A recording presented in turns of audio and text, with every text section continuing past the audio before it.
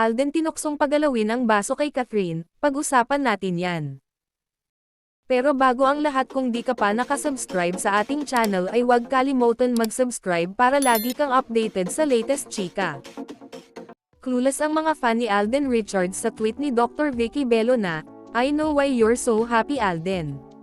Ano raw ba ang ibig tukuyin ni Dr. Vicky? Saan daw ba happy ngayon si Alden?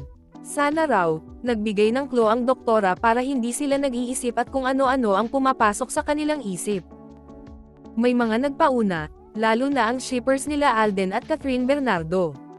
Naniniwala sila na may kinalaman sa aktres ang tinukoy ni Dr. Vicky na nagpapasaya kay Alden ngayon. Dahil sa tweet na ito ni Bello, lalo nilang inuudyukan si Alden na galawin ang baso na ang ibig sabihin, mag-make the move na ang aktor. Kung gusto niya si Catherine, ligawan na niya. Samantala, may nakikita na kaming konting kaguluhan sa promo ng Pulang Araw, na isa si Alden sa main cast.